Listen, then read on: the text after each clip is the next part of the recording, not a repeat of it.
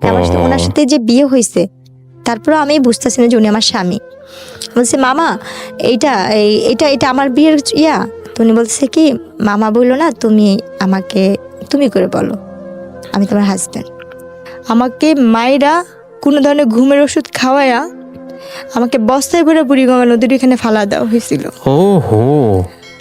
কিন্তু আমার আল্লাহ কেন বাঁচাইছে আমি জানি না, আমার এই জীবনের প্রতি ঘৃণা। আসসালামু আলাইকুম। আমার নাম জেসমিন। কি নাম? Jasmine? Jasmine Begum. Jasmine Begum. বয়স কত আপনার? আমার জন্ম সাল হয়েছে 97 অক্টোবরের 7 তারিখে। আচ্ছা ঠিক আছে, তাহলে আপনার বয়স আমরা বলতে পারি সবকিছু মিলিয়ে 23 বছর, 23 থেকে 24 বছর বয়স। কোন জেলায় জন্মগ্রহণ করেছেন? আমি জন্ম ঢাকাতে, কিন্তু আমার বাবা মার বাড়ি হয়েছে খুলনা। আপনার গল্পটা আমি জানি এবং অনেকখানি সেন্সিটিভ একটা গল্প, তারপরেও আপনি আজকে এইরকম সোশ্যাল মিডিয়াতে আপনার ফেস দেখিয়ে লোক সম্মুখে আজকের এই গল্পটা বলতে আপনি রাজি হয়েছেন। রাজি হয়েছেন কি? হ্যাঁ, আমি রাজি হয়েছি। এবং আপনার সাথে আমাদের এই গল্প নিয়ে প্রায় 1 বছরের মতো কথা, 1 বছরেরও বেশি, 1 বছর ধরে আপনি এখানে আসছিলেন, আপনাকে আমরা বিভিন্নভাবে বুঝিয়েছি, শেষ পর্যন্ত আপনি সমস্ত কিছু জেনে শুনে আজকে এই গল্পটা এখানে লোক সম্মুখে বলতে এসেছেন। তো ঠিক আছে, আপনি শুরু করুন যেখান থেকে বলতে চান, ছোটবেলা থেকে যেখান থেকে মনে পড়ে। আমি আসলে 1 বছরের বেশি ঘুরতেছি এই কারণেই, কারণ আমি নিরুপায় হয়ে এখানে আসছি। আর আমার গল্পটা যদি বলতে হয় তাহলে আমার পিছন থেকেই যেতে হবে, আমার বাবা মার কাছ থেকে আসতে হবে। ছোটবেলা থেকে আসেন? হ্যাঁ। আমি খুব মধ্য ফ্যামিলির একটা গরিব ঘরের মেয়ে। আমার বাবা মাও খুব অসহায়। আমার বাবা খুব ছোটখাটো একটা চাকরি করে, একটা হোটেলে কাজ করে। আমরা ভাই বোন 5 জন। ছোটবেলা থেকে আমরা অভাব জিনিসটাকে ভোগ করে আসছি। একদম মা বাবার ঘরে যখন থেকে মানে একটু ধরে বুঝ হয়েছে তখন থেকে আমরা কষ্ট কি জিনিসটা পাই আসছি। আর আমাদের একটা কষ্ট ছিল সবচেয়ে বেশি বড়, যেটা আমার বাবা মানে হঠাৎ করে সবসময় নিখোঁজ হয়ে যেত ছোটবেলা থেকেই। আমরা যতটুকু মনে পড়ে, আমার ছোট ভাইটা যখন একদম কোলে, খুব ছোট কোলে কয়েক মাস হয়েছে, তখনের কথাটা আমার মোটামুটি ভালোই মনে আছে। এর আগে থেকেই নাকি আম্মুর সাথে আব্বু এরকম করতো। আম্মুর যখন বিয়ের 7 দিন বিয়ের বয়স, তখন থেকে আব্বু এরকম নিখোঁজ হয়ে যেত। এটা নাকি আব্বুর একটা রোগ ধরতে গেলেই ছিল, একটা অভ্যাস, মানে হঠাৎ করে নিখোঁজ হয়ে যেত। ছোট থাকতে আম্মুর বিয়ের 7 দিন থেকে। কারণ তখনও যে আম্মু চলে যাবে, কারণ আম্মুর তো ঘরে সৎ মা ছিল, তার বাবা মানে বাবা যা মা বলতো তাই করতো। তো এই কারণে আম্মু আর কখনো আলাদা হওয়ার চিন্তা ভাবনা করে না, যে তার তো কোনো মা নেই, সে কার কাছে যাবে। তো আমার মা বাধ্য হয়ে সেইখানেই সংসার করছে আমার বাবার সাথে। তো এইভাবে করতে করতে আমরা 5 ভাই বোন হয়েছি। তো আমার যতটুকু মনে পড়ে, আমার ছোট ভাইটা যখন কোলে ছিল তখন আব্বু একদম নিখোঁজ হয়ে গেছে। আব্বুর আর কোনো খোঁজ খবর ছিল না। 3 বছর আমরা আব্বুকে, 3.5 বছর কোনো কাছেই পাইনি। বাবা কি জিনিস বা বাবা কি বেঁচে আছে কিনা সেটাও আমরা জানতাম না। তো আমার আমার বড় ভাই আমাদের বাবার মতো, তার ঋণ কখনো আমরা শোধ করতে পারবো না, এবং আমার মার ঋণও কখনো শোধ করতে পারবো না। 3.5 বছর পরে আব্বুকে খুঁজে পাই, আব্বু আসে। আচ্ছা, 3.5 বছর পরে? 3.5 বছর পরে আসার পরেই তাকে আমরা পাই মিরপুরে। আমার বাবাকে খুঁজে পাওয়া যায় মিরপুরে 1 নম্বরে। আমার ভাইয়া তাকে খুঁজে পায়। তো বাবাকে পাওয়ার পরে যেমনি হোক, প্রত্যেকটা মেয়ে চায় সংসার টিকানোর জন্য, ভাঙার জন্য না। তো আমার আব্বু আসার পরে ওই আমার ছোট ভাইটাকে যখন কোলে রেখে গেছে, ওকে আয়সা পাইছে 2 বছরের। 2 বছরের পাওয়ার পরে আমরা আব্বু আসার পরে, না 2 বছর না 3 বছরের মানে বেশি, কারণ ভাইটাকে কোলে রেখে গেছিল। তখন আমার ভাইটা কথা বলতে পারে, ভালোই হাঁটতে পারে। তো আব্বুকে যখন পাওয়া গেছে, ওই আব্বুর কারণেই আমাদের মিরপুর যাওয়া। আচ্ছা। আব্বু মিরপুর বলতেছে যে আমি এখানে থাকবো না, এলাকায় সবাই যেহেতু এটা নিয়ে জানাজানি হয়েছে, তুমি কাজ করছো, থাক, যার হয়েছে চল আমরা মিরপুর চলে যাই। তখন আমরা ওই এলাকা থেকে মিরপুর চলে যাই। আচ্ছা। মিরপুর আমরা যাই 2005 সালে। আচ্ছা। 2005-এ আমরা মিরপুর চলে যাই। যার পরে ওইখানে আমাদের আর কোনো কাজ করতো না, কারণ আব্বু আসলে আমাদের আর কোনো কাজ করতে হতো না। আব্বু যে কাজ করতো, হোটেলে কাজ করতো, তো আমাদের আল্লাহর রহমতে সংসার চলে যেত। তো কাজ টাজ করতো 5 বছর, মানে 2005-এ যখন আব্বুকে পাওয়া হয়, 6-এর দিকে আমার বোনের বিয়ে হয়। আমার বড় বোনের বিয়ে হয়ে যায়। মানে 5-এর শেষের দিক দিয়ে আর কি, 6-এর আগে আমার বড় বোনের বিয়ে হয়। বড় বোনের বিয়ে হওয়ার পরে আমার তখন বয়স 10 বছর পার হয়ে যায়, 10-11 বছর পার হয়ে যায়, মানে 11 বছরের মাঝামাঝি।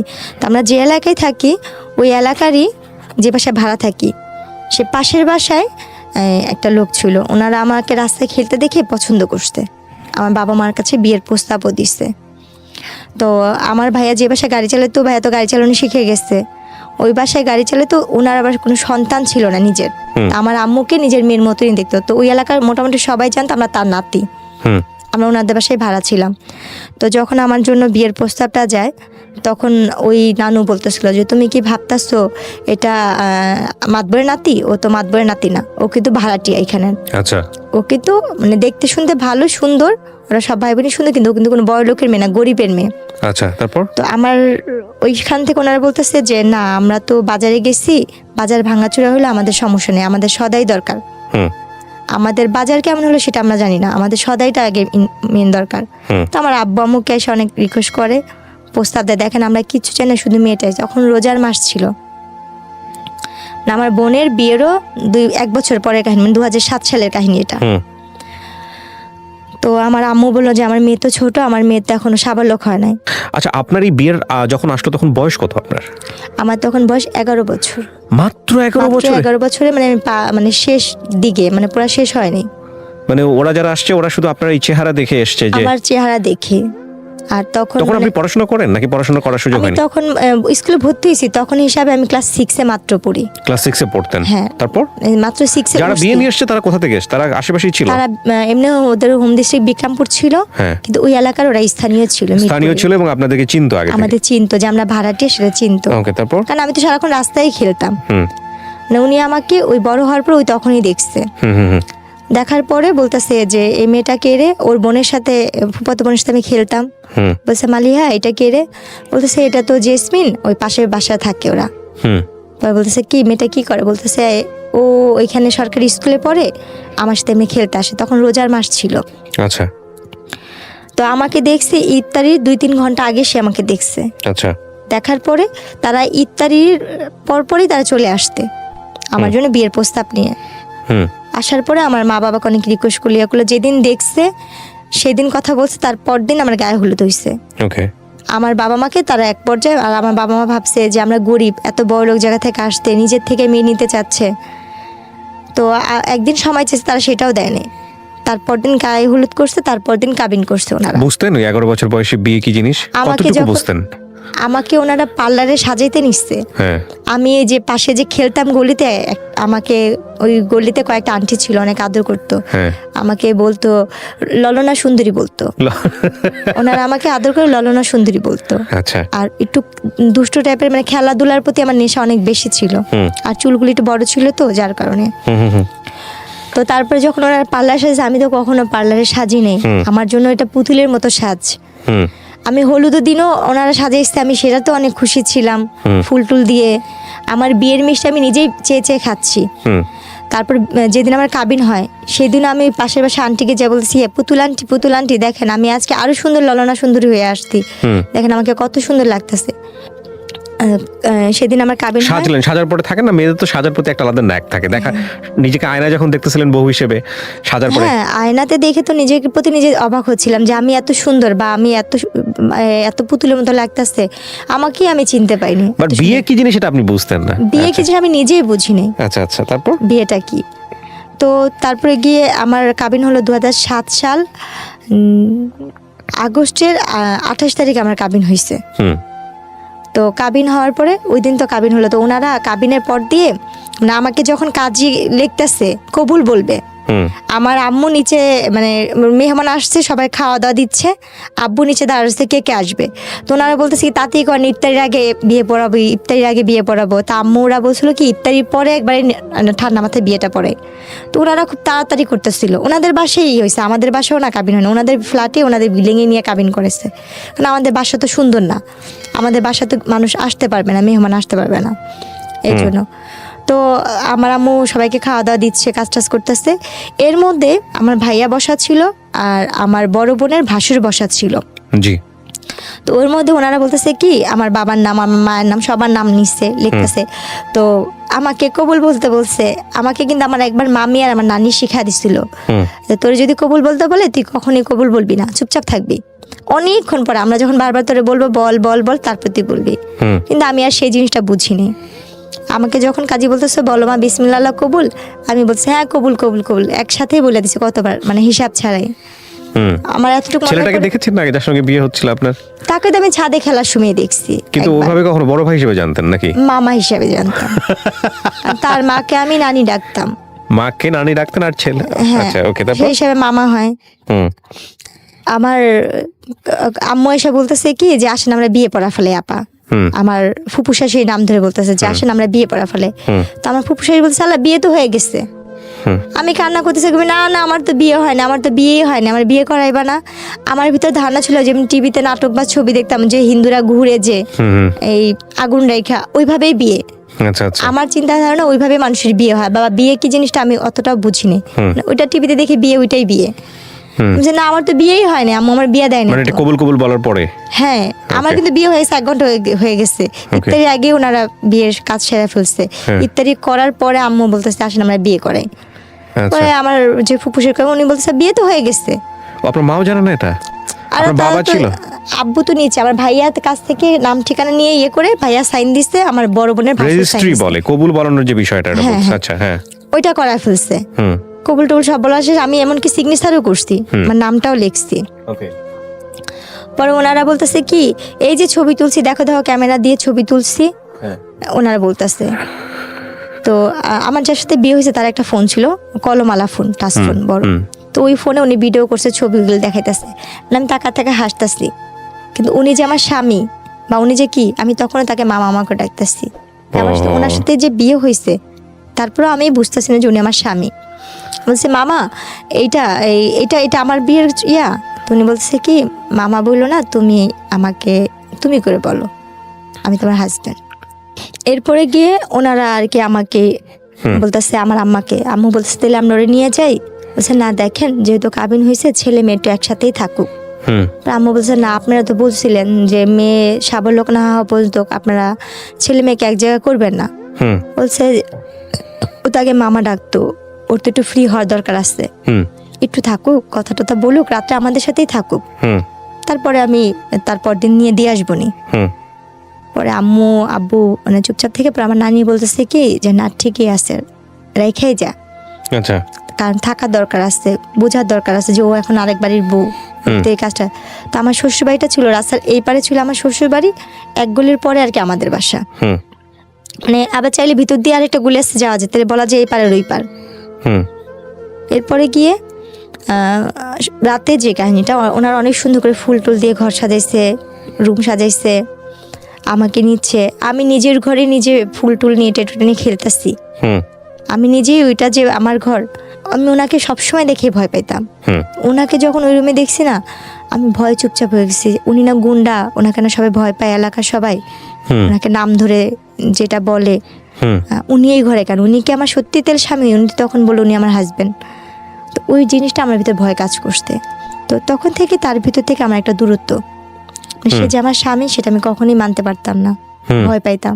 আচ্ছা, তারপরে ওই দিন ওই ঘরে আমাকে কোনোভাবেই দিতে পারেনি। যতবারই দেয় হয় খাটের নিচে পলাই, না এই রুমে ঢোকাচ্ছি, ওই পাশ দিয়ে বারিন্দা দিয়ে বের হয়ে যাচ্ছি।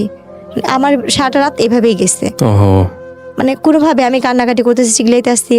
পরে আমার যে ফুপু শাশুড়ি ছিল উনি বলতেছে ঠিক আছে থাক, ও আমার সাথে ঘুমাক, আমি পরে তোকে ইয়ে করে দিবনি। তো রাতে তো খাওয়া দাওয়া করলাম ওনাদের সাথে সবাই একসাথে। খাওয়াটার পরে ছবি তুললো, আমাকে জোর করে উনি নিয়ে নেওয়া ছবি তুললো, আমার হাজবেন্ডের সাথে ছবি তুললো। পরে এক পর্যায়ে যেহেতু কেউ নাই আমার বাবা মা এখানে, আর যেহেতু আমার বিয়ে হয়ে গেছে এটা আমাকে বুঝতেই হচ্ছে, শ্বশুর বাড়িতে চলে গেছেন। হ্যাঁ, তখন ছবি তুললো, ছবি তুলছি, ওনাদের সাথে আছি, কিন্তু ওনার সাথে আমি ওরকম ভাবে কথা বলছি না। উনি আমার শরীরে হাত রেখে ছবি তুলছে, আমি তারপর ভয় পাচ্ছি, শুধু ভয়ে ওখানে ছবি তোলা। এরপরে গিয়ে সকাল মানে রাতে যখন আমার ফুপুর সাথে শাশুর সাথে ঘুমাইলাম, মাঝরাতে তখন 4টা বা 3:30 বাজে, হঠাৎ করে ঘুম ভাঙছে, দেখি যে না উনি ওই রুমে আমাদের সাথে একসাথে শুয়ে আসছে। আচ্ছা, তো যাক, তখন ওই মুহূর্তে তখন দিয়ে ওইটা বসে বসে কান্না করতেছি যে আমি মনে আর বাবা মার কাছে যেতে পারবো না। এত বড় লোক বাড়ি, এত সুন্দর ঘর বাড়ি, কিন্তু কোনোটাই আমার ভালো লাগতেছে না, আমার নিজের মতো মনে হচ্ছে না। যতটা আমার ভাঙা ঘর বা খুব ছোট বাচ্চা যেসব অনুভূতিগুলো আসে, রাইট, হ্যাঁ, আমার ফ্যামিলিটাই আমার কাছে বেস্ট। তো আমি ভাবতেছি কখন সকাল হবে, কখন আমি বাসায় যাব, কারণ আমি এই বাসা তো চিনি আর আমাদের বাসাও চিনি। এভাবে করতে যখন সকালে ফজরের আজান দিল, আমি বসে রয়েছি। একবার লুকায়, ওনারা সবাই ঘুমে, কেউ জানেই না। আমি দৌড় দিয়ে যা দেখে আসছি, ওনার বাসা ছিল 3 তলা, তো 3 তলা থাকতো। দৌড়া যা দেখছি কেচিকেট খুলছে কিনা, দেখছি না কেচিকেট খুলে নেয় অত ভোরে। আবার দৌড়া চলে আসছি, এসে খাটের নিচে লুকায় আসছি, বসে আসছি। এরপরে যখন সকালবেলা 6টা বাজে, আমি তখন ওই মুহূর্তে বাসা থেকে চলে আমাদের বাসায় চলে যাই। গেট টেট খুলে আমি আমাদের বাসায় চলে গেছি। আমি আমাদের বাসায় যা ঘুমা, আম্মু বলতেছে তুমি এত সকালে, আমি ওনারা আমার পাঠা দিচ্ছে, ওনারা বলছে তুমি বাসা যাওয়া। আমি এই জন্য বাসায় এসে পড়ছি। তা আম্মু ভাবছে যে ওরা যখন সত্যি বলছে, তো আমি বাসায় যে ঘুমায় রইছি। এদিক দিয়ে ওনারা খুঁজতেছে বাসায়, আর আমাদের তো ফোন নাই যে আমাদের বাসায় ফোন দিবে, মোবাইল টোবাইল কিছুই নেই যে ফোন দিবে। তো ওনারা খুঁজতেছে অনেকক্ষণ পর ওনাদের বাসায় কাজের মেয়েকে পাঠাইছে। পাঠা যায় বলতে জেসমিন কি বাসায় গেছে, বলে হ্যাঁ ও তো কোন সকালে এসে ঘুমা রইছে, আপনার ওরা নাকি পাঠা দিচ্ছে ওর ফুপু শাশুড়ি। বলছে দেখছেন আরে সবাই ম্যাডামরা খুঁজতেছে, ওরা কেউ পাইতেছে না। ওরা আম্মু মারে বকা দিল, 2টা থাপ্পড় দিল যে তুমি এখন বড় হয়েছো, তোমার বিয়ে হয়েছে, তুমি তো যখন তখন চাইলে আসতে পারবে না, আসলে কে তোমাকে নিয়ে ওনারা সংসার করবে, তুমি তো মেয়ে মানুষ, তোমার কপাল দোষে এখানে বিয়ে হয়েছে, ভালো জায়গায় বিয়ে হয়েছে। আম্মু বোঝাইলো, আম্মুর মতো করে আম্মু বুঝাইলো যে এখন ওইটাই তোমার আসল বাড়ি, ওখানে সুখ হোক দুঃখ হোক তোমার এখানে ভাগযোগ করে থাকতে হবে, আর তোমার কপাল ভালো যে তুমি এমন ফ্যামিলির একটা বউ হইছো। এইগুলো যেটা বোঝায় আর কি অভিভাবকরা। হ্যাঁ, বেশি দিন তো না, তুমি কয়দিন থাকো, তোমাকে পরে উঠা দেওয়া যখন হবে তখন এই কয়দিন ওইখানে যা থাকো, পরে আবার আম্মু নিয়ে দিয়ে আসতে। ওনারা সেদিন ওনাদের বাসায় অনেক মানে পার্টির আয়োজন করতে, লোকজন আসতে, বউ দেখছে, সবাই বলতেছে না বউ অনেক সুন্দর হয়েছে, সবাই নাম ধরে ধরে বলতেছে ওর বউটা অনেক সুন্দর, ভালো হয়েছে, কিন্তু অনেক ছোট, বয়স ছোট। বলছে হ্যাঁ ঠিক হয়ে যাবে। হ্যাঁ, যখন ঘুরতে গেছি আমার অলরেডি তখন বাচ্চা কনসেপ্ট করতে, যেটা আমি বুঝতে পাইনি যে আমার গর্ভে বাচ্চা। তো আমার যখন বিয়েটা হয়েছে, আমার ফুপু শাশুড়ি, আমার চাচা শ্বশুর এরা জানতো, কিন্তু এরা আবার কি করছে, আমরা গরিব বলে ছেলের মা বাবা মানে বাবা তো নেই, মা মানবে না বিধায় আমার বড় ভাসুর, আমার ফুপু শাশুড়ি, আমার চাচি শাশুড়ি আমার শাশুড়িকে জানায় নাই বিয়ের কথাটা। আমার শাশুড়ি নাকি জানতো না আমার বিয়ের কথাটা, কারণ সে তো গরিবের মেয়ে নিবে না। কিন্তু আমার যে বড় ভাসুর সে খুব ভালো ছিল, সে খুব ভালো ছিল, সে আর গিয়ে হয়েছে আমার ফুপু শাশুড়ি, আমার 2 চাচা শ্বশুর, এরা মিলে আমাকে বউ করে নিছে। যে ওর মা তো আরো 2 ছেলেকে বিয়ে করেছে, এত সুন্দর বউ পানে, টাকা পাইছে কিন্তু বউ পানে। হয় ছেলেদের থেকে বউদের বেশি বয়স্ক লাগে, না হয় বউরা কালো, কিন্তু গরিব হলো। আপনার শাশুড়ি ইনফর্ম ছিল না আপনার বিয়ের ব্যাপারে? না, আমার বিয়ে থেকে, এবং সে সেটা মানতো না বলেই সে ইনফর্ম ছিল না। হ্যাঁ, কিন্তু আমরা জানতাম না যে আমার শাশুড়ি না, আমার মার সামনে অন্য একজনকে ফেস করেছে, এটা শাশুড়ি, ছেলের মা। ভয়ঙ্করতম কাজ। তো তখন আর কি যখন আমার বাবু পেটে আসতে, আমার বাচ্চা নাকি 2-3 মাস মানে বাচ্চা পেটে, আমি তো বুঝি না একটা মেয়ে অসুস্থ হলে যে জিনিসটা, সেটাও তো আমি বুঝতাম না। তা আমি খুব বমি করতাম, মাথা ঘুরে, তো কিছু খাইতে পারতাম না, মানে আমার কাছে খুব খারাপ লাগতো। তা আম্মু এই জিনিসটা নিয়ে খালি বলতো কি হঠাৎ করে এমন করতেছে কেন, আর শুকা যাচ্ছি, কালো হয়ে যাচ্ছি। তখন আমার আম্মু, আমার বড় বোন বলতেছে কি মা আম্মু ওর কি বাচ্চা টাচ্চা পেটে আসলো নাকি? আম্মু বলতেছে ওর বাচ্চা পেটে আসলো তো বুঝতাম, বা আম্মু আমাকে জিজ্ঞেস তোমার কি এরকম কখনো হয়েছে? আমি কি জানি, আমি জানি না, আমি সেটা বুঝতে পারিনি। এরপরে গিয়ে আমার মা আমাকে একটা ডাক্তার দেখাতে নিয়ে গেল। ডাক্তার দেখানোর পরে ওখানে প্রস্তাব পরীক্ষা দিল, কয়েকটা পরীক্ষা দিল।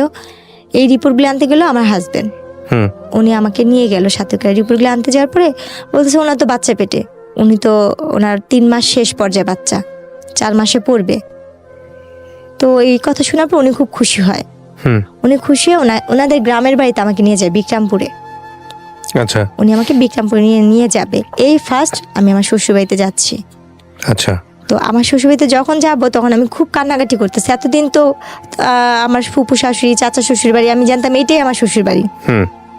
তো যখন সে বললো যে দেখো তোমাকে তো আমার মার কাছে কখনো নিয়ে নেই, তোমাকে চলো আজকে আমার মার কাছে নিয়ে যাবো। বলছে ওই যে আপনার ওইটা আমার ফুপু আম্মা, ওইটা আমার আরেকটা ফুপু আম্মা।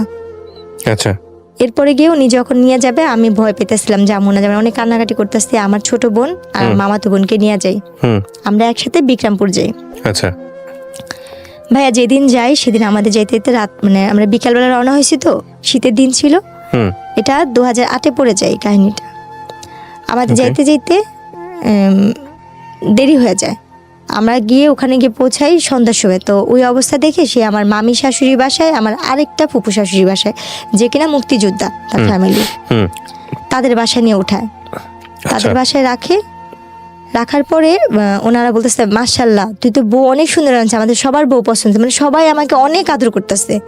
বলছে তোর মাকে বোঝানোর দায়িত্ব হচ্ছে আমাদের, তুই হিসাবে ছেলের বউ আমরা ভালো পাইছি, হাসি খুশি মিশুক। তো ওই রাত্রটুকু ওখান থেকে সকালবেলা আমাকে নিয়ে গেল ওনাদের গ্রামে বেড়ে। প্রথম যে এক গ্রামে রাত্রে থাকলাম, তারপর দিন সকালবেলা ওই গ্রামে গেলাম, আমার শ্বশুরবাড়ির গ্রামে।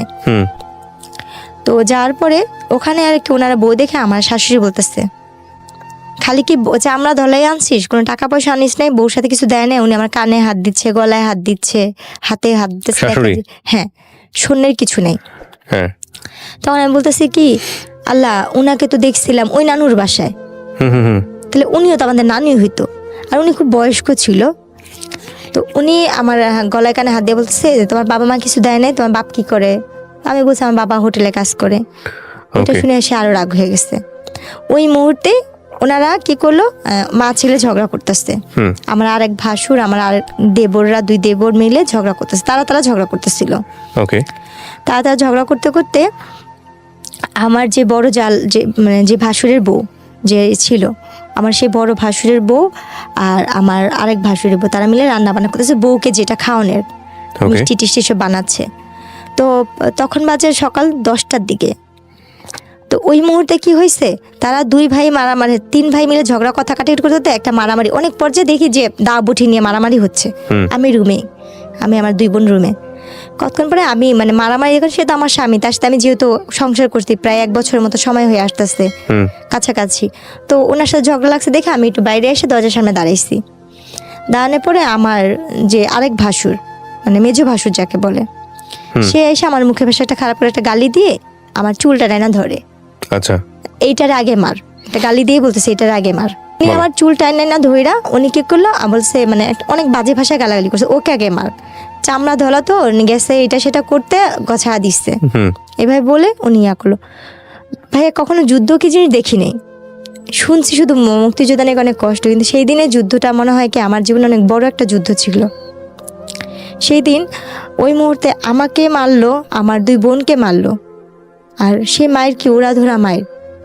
ওহো, কে গায়ে তুল আপনার? এটা আমার ভাসুর, আমার দেবর। আপনার জামাই ছিল না ওখানে? ওনাকেও মারছে। মিথ্যা তো কেন বলবো, উনি খুব মানে যতটুকু সাধ্য উনি ইয়া করতে, ওনাকেও মারছে। উনি বলছে আমি যদি গরিব মেয়ে কিনে সংসার করে ভাত খেতে হবে, তোদের সমস্যা কি? আমি তোকে নিয়ে ভাত খাবো। এই নিয়ে ওনারা ভাইরা মারামারি করছে। কিন্তু আমি যে প্রথম দিন, তার আগের দিন যেই আমার ফুপু শাশুড়ি আর মামি শাশুড়ির বাসায় উঠছিলাম, তারা সেই খবরটা পেয়ে তাদের গ্রাম থেকে লোকজন নিয়ে আসতে, আইসা ওনারা আমাকে, আমার শ্বশুরবাড়ির সাথে দুই পক্ষ মারামারি লেগে ঝগড়া লেগে দা বটি মানে কাছি টাচি নিয়ে একজন আরেকজনকে কোপাকুপি মারামারি, এই এমনকি মেয়েরাও ওনা কোমরে বাইন্ধা মারামারি করতেছে। তখন আমার ওই যে ফুপু শাশুড়ির মেয়ে আপু, ওই আপুটার নাম আমি বলতে চাচ্ছি না, আপুটা যেহেতু পলিটিক্স, ওই আপুটা আসছে। ওই আপুটা এসে উনি আমার ননদ হয় সম্পর্কে, কিন্তু বড় আমার বয়সে। ওই আপুটা আমাকে এসে ধরে, আমার বোনকে ধরে আমার দাদি শাশুড়ি ঘরে নিয়ে দরজা বন্ধ করে বলছে তোর এই ঘরতে বের হবি না। এরপরে গিয়ে ওই মারামারি হইলো। তো মারামারির শেষ পর্যায়ে যেটা দাঁড়াইলো, বলছে মা ওর বাচ্চা পেটে। তো উনি বললো কি ঠিক আছে, তুই গরিবের মেয়ে বিয়ে করছিস, এটা আমি মানতে পারতেছেন, তারপর মেনে নিব, পেটে বাচ্চা যেহেতু। তোর বোর যদি মেয়ে হয় তাহলে আমি আমার ঘরে জায়গা দিব না, তুই ওর তালাক দিবি। আর যদি তোর বোর ছেলে হয় তাহলে আমি তোর বউকে মেনে নিব। তো বললো যে ঠিক আছে দেখা যাক, যে তুমি ভাত খেয়েছো? না আমি তো খাইনি, আমি আজকে সারাদিনেও খাইনি, কালকেও খাইনি। বলছি কেন? বলছে আমি এই অন্যায়গুলো করছি দেখা উনি তো আর দেয়নি। ও আমাকে ওই কথাগুলো জিজ্ঞেস করার পরে আমি এই কথাগুলি বললাম। বলার পরে ও অনেক মন খারাপ করে বলতেছে কি জেসমিন, যা করছি যাই হোক, আমার দোষের কারণে তো এই অবস্থা, আমি তোমাকে ঢাকাতে নিয়ে যাব, আমি ঢাকায় কাজ করে ভাত খাবো। ও আমাকে নিয়ে তারপর দিন ঢাকা চলে আসলো। আচ্ছা, ঢাকা চলে আসার পরে ঢাকা দুইজনে মোটামুটি ভালোই ইয়ে করতেছিলাম। ও আমাকে ওই যে বাসাটা নিয়েছে ওইখানে বাসা ভাড়া বেশি, আর ও পলিটিক্স ওইভাবে থাকতে পারতেছিলাম। তো ও বলে কি তুমি তোমাদের বাসায় থাকো, বাচ্চা হওয়ার পরে আমি তোমাকে নিয়ে আসবো নি।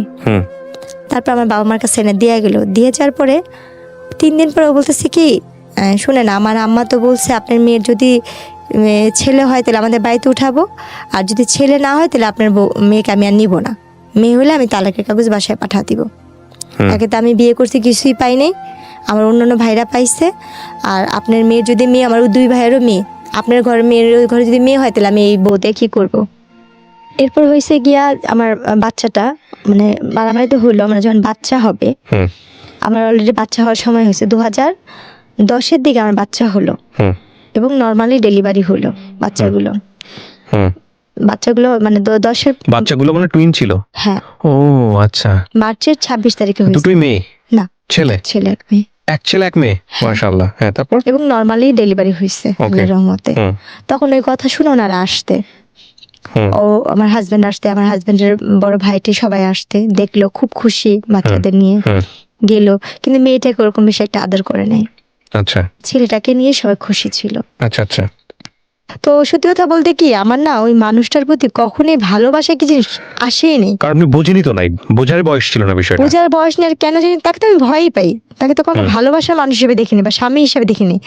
2টা বাচ্চা হয়েছে, তাও মনে হয় হাতে গোনা কয়েকদিন স্বামীকে পাইছি। আমার ওনার প্রতি কোনো মায়া নেই, তো ওনার প্রতি আমার ভয়টাই বেশি কাজ করতো সবসময়।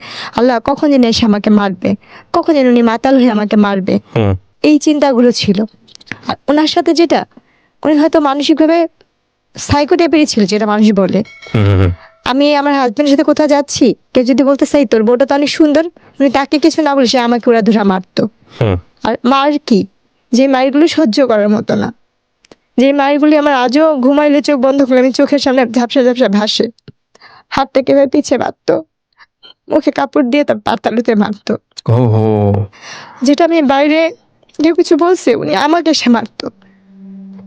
কিন্তু যখন আমার বাবুগুলো বয়স আস্তে আস্তে বাড়তে থাকলো, 6-7 মাস বয়স হইতে থাকলো বাচ্চাগুলোর, তখন থেকে তার অত্যাচার আর বেশি বেড়ে যেতেছিল। প্রতিনিয়ত তার অত্যাচার বাড়তেছিল, কারণ তার ছেলের প্রতি তার ভালোবাসা ছিল বেশি, মেয়ের প্রতি না। এভাবে প্রায় এমন করতো। তার প্রায় মা বাবার কাছে আমি বেশিরভাগই বাবা মার বাড়িতে দিন কাটেছি। বড়লোক দেখা বিয়ে দিছে, কিন্তু বাবা মার বাড়িতে আমি পড়ে আসছি। বড়লোক শুধু নামেই ছিল, কাজে না। তো যখন কাজ কাম করতাম, রান্না বান্না করতাম, বাসায় বিভিন্ন টাইপের লোকজন আসতো। তার দলের লোক আসতো, তার দলের লোকের বাইরের লোক আসতো, তার পুকুর গেস্ট আসতো। আস্তে আস্তে এক একজন আমার কথা বলতো ওদের কাছে। তো তখন ও ওই জিনিসগুলো আমাকে আমার মাথায় ঢুকাইতো, তুমি এটা করো, এটা করো। আমি বললাম না, আমি কেন যাবো, কেন করবো, ওই জিনিসগুলো নিয়ে আমাকে মারতো। আমি বলতাম কি, আপনি যদি আমাকে এই কথাগুলো বলেন আমি মানুষের কাছে বইলা দিব। তখন সে আমাকে আবার ওইভাবে হাত পা বাইধা পাতালুতে মারতো। আর ওই মারার অবস্থা মনে হতো কি, কেউ যদি একবার আমার হাতটা খুলে দিত, আমি নিজে তারে খুন করতাম। মানে এত রাগ উঠে যেত, এমন ভাবে মারতো যে মায়েরগুলি মানে ভাষায় প্রকাশ করা যায় না। মানুষ নাকি রিমান্ডে অনেক মারধর করে, কিন্তু আমি জীবনের রিমান্ডের মায়ের অনেক খাই আইছি, অনেক রিমান্ডের মায়ের খাই আইছি, যে মায়েরগুলি আমি চোখ বন্ধ করলে আমার চোখের সামনে ভাসে, কাউকে বলতে পারি না। মনে হয় যে আস্তে আস্তে মানসিক রোগী আমি নিজেই হয়ে যেতেছি। উনি কি, ওনার থেকে বেশি এখন মেন্টালি টর্চারিং আমার হচ্ছে। বাপ মার কাছে যেমন, বাপ মা তো গরিব, বাপ মা কোথেকে আমরা সাহায্য করবো।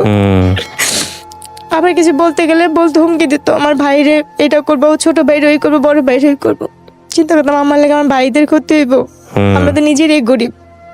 ওনার সবকিছু মানতাম, খালি পারতাম না নিজের দেহটারে বিলা দেওয়ার জন্য। যা বলতো তাই করতাম, যেটা বলতো সেটাই করতাম। আর স্বামীতে যে ভালোবাসা, তাকে আমি এটা কখনই আমার ভিতরতে কখনো আসেনি। তার জন্য মানুষ যেমন একটা মেয়েকে ভাড়া করে আনে, ব্যবহার করে, আমি ওনার কাছে সেরকমই মনে করতাম যে উনি যে মেয়েটাকে আজকে আনছে আমি তাদের ভিতরে একজন। এই জিনিসটা মনে করতাম সবসময়। তো ওইখানটা আমার যেটা মনে পড়ে, আমার অনেক মারতেছিল, এত মারতেছিল যে মানে ভাষা, আর মারতে মারতে টাইনা টাইনা আমার ছাদের কোনারে নেওয়ার চেষ্টা করতেছিল। আমি কোনোভাবে যাব না, আমি দরজার সিট ইয়াটা ধরে রাখছি। আমি বলছি, আপনি আমাকে একটা বারের জন্য মাফ করেন, আপনি যা বলবেন আমি তাই করব, আপনি যেইটা বলবেন আমি সব ধরনের কিছু করবো। আমি কাজের মেয়ে হয়ে থাকবো শুধু আমার বাচ্চাগুলোর জন্য, শুধু আমার সন্তানগুলোর জন্য আমি এই লোকটার সাথে থাকতে চাইতাম। কারণ আমার নিজের প্রতি, নিজের দেহের প্রতি কোনো লোভ ছিল না। এই দুনিয়ার কোনো কিছুর প্রতি আমার লোভ নেই। আমার শুধু একটাই সব ছিল, আমি একটা ঘরের বউ হবো, একটা যৌথ পরিবারের বউ থাকবো, একটা সংসারী মেয়ে থাকবো। আমার একটা ঘর দরকার ছিল। স্বামী যেমনই হোক, আমি সেটা পাইনি। এরপর ওই দিন মারার পরে না শুধু ওই বিল্ডিং এর মানুষজন আমাকে ধরে, তারপরে আমি না পারে ওই দিন কোনার প্রতি আমার ক্ষিপ্ত একটা ঘৃণা চলে আসছিল যে আমি ওনার অত্যাচার আর সহ্য করবো না, আমি ওনার প্রতি নিজে যে মামলা করবো, কেস করবো। আমি আমার বাচ্চাটাকে দুইটারে কোলে নিয়ে আমি নাইমা চলে আসছি, পলাই চলে আসছি ধরতে গেলে। যে আমি বংশাল থানায় যাই ইয়া করে, ওনারা আমার মায়ের চিনুক দিয়ে মাথা ফাটা ছিল, শরীরের এখানে সেখানে মায়ের চিনুক দেখা ওনারা সাথে সাথে আমাকে ইয়ে করতে কেস নিয়ে নিচ্ছে। মানে আপনি মামলা করলেন কত সালে? ওইটা 10-এর দিকে। 2010-এর দিকে। হ্যাঁ। তারপর ওনারা নেওয়ার পরে নারী নির্যাতন মামলা। হ্যাঁ। তারপর করার পরে ও মা পুলিশ বাসায় আসলো, ওরকে বাসায় পেলো না, ওর ভাই ফোন দিল, ওর মা ফোন দিল, পুলিশ বললো আচ্ছা ঠিক আছে তুমি বাসায় চলে যাও। আমি ওইখানেই বসা, তারা কিন্তু আমার হাজবেন্ডের সাথে কথা বললো। আচ্ছা ঠিক আছে, এটা পারিবারিক ব্যাপার, তারা ঘরোয়াভাবে ম্যানেজ করে নেবে, আপনারা যান, চলে যান।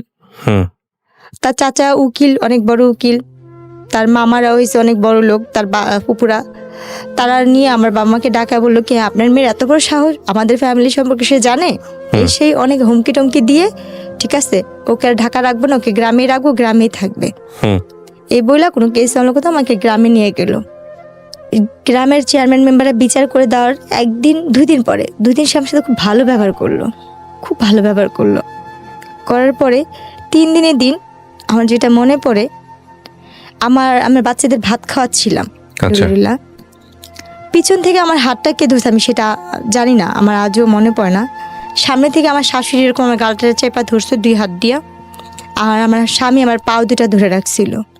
আমার অতটুক দৃশ্যই আমার মনে আছে, আর কিছু মনে নেই বা মনে পড়েও না।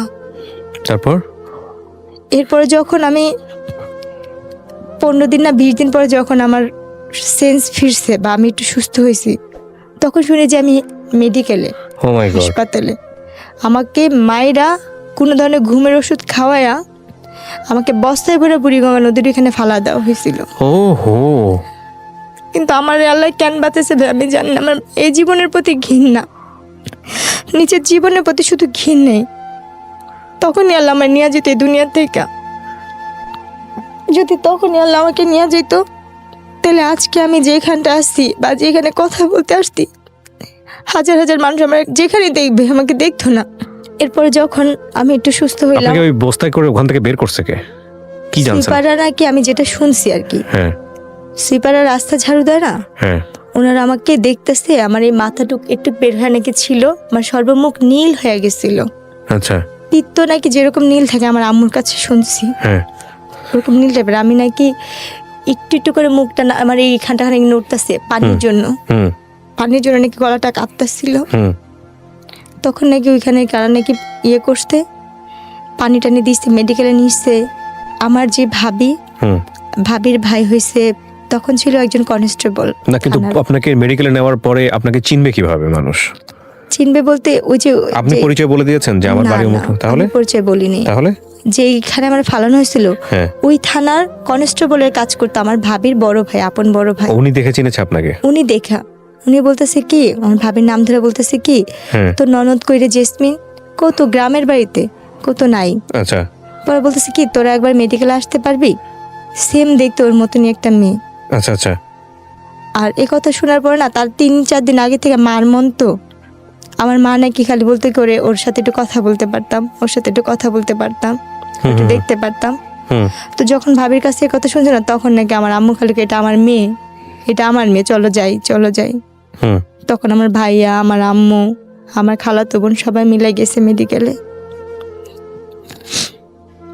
ওকে, তারপর যাওয়ার পরে ওনারা আর কি ওখানে আমাকে দেখলো, দেখে তো আমার আম্মু ধরে নাকি কান্নাকাটি করতেছে। আমি নাকি যাকে দেখতাম তাকে দেখে ভয় পাইতাম, যাকে দেখতাম তাকে দেখে আমি ভয় পাইতাম। আমি নাকি কারোর সামনে যেতে পারতেছিলাম না, যাকে দেখতাম তাকে দেখে বলতাম ও মারতে ও মারতে।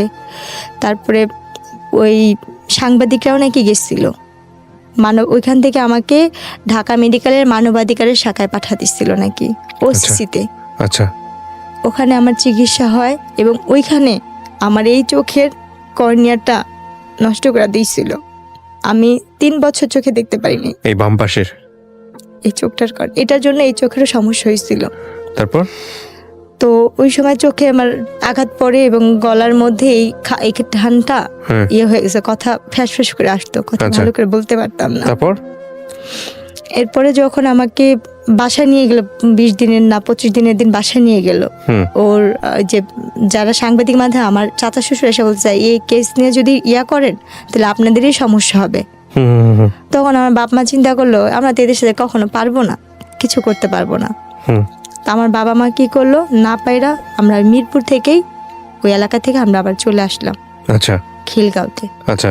এদের সাথে আমরা আর কোনো কিছুতে বাড়াবাড়ি করতে যাইনি। এরপর যেটা হয়েছে, মানবাধিকার থেকে আমাদের যথেষ্ট পরিমাণে সাহস দেওয়া হয়েছে। ওখান থেকে তারা আমাকে বলছে তুমি এক চুলো নড়বা না, তোমার টাকা পয়সা কিছুই লাগবে না, আমরা আসছি, আমরা করব। মানবাধিকার থেকে আমি যথেষ্ট সাহায্য পাইছি ওখান থেকে আমার চিকিৎসা হয়েছে, আমি সুস্থ হয়েছি। মানবাধিকারের ওখান থেকে আমার ট্রিটমেন্ট যতটুকু পারবা, আমার মামলা নিয়ে যতটুকু লড়ার, ওনারা যথাসাধ্য চেষ্টা করতে। ওনাদের কাছ থেকে আমি কোনো কম পাইনি, ওনাদের কাছ থেকে আমি যথেষ্ট হেল্প পাইছি ওখান থেকে। আমার ভুলটা ছিল যেটা, ওরা আমার সাথে কথা বলছে ফোনে যে তুই কি চাস তোর বাচ্চাগুলোর জীবন নষ্ট হোক, বা তুই কি চাস কোনো ধরনের ক্ষতি হোক, মানে আপনার হাজবেন্ডের পক্ষের লোকজন থেকে। তখন আমি বলছি কি না, আমি সংসার করতে চাই আমার বাচ্চাদের জন্য। আমার বাবা মা, আমি তো মানসিকভাবে তখন সুস্থ ছিলাম না পরিপূর্ণভাবে। আমার বাবা মা আমাকে শিকল দিয়ে আটকা রাখতো, যদি আমি না যেতে পারি, আমি যদি থাকি। আমার মার সাথে আমার ভাইয়ের সাথে আমি অনেক খারাপ ব্যবহার করে আমি চলে যাই। আমি কিন্তু তখনও পরিপূর্ণভাবে সুস্থ না ভাইয়া, আমি তারপরও চলে গেছি তাদের কাছে। ওরা আমার কাছে নিয়েছে, আমি গেছি, এক জায়গায় একজনের রুমেই ঢুকা দিছিল। কিন্তু আপনি শেষ পর্যন্ত এটা সফল হতে দেননি।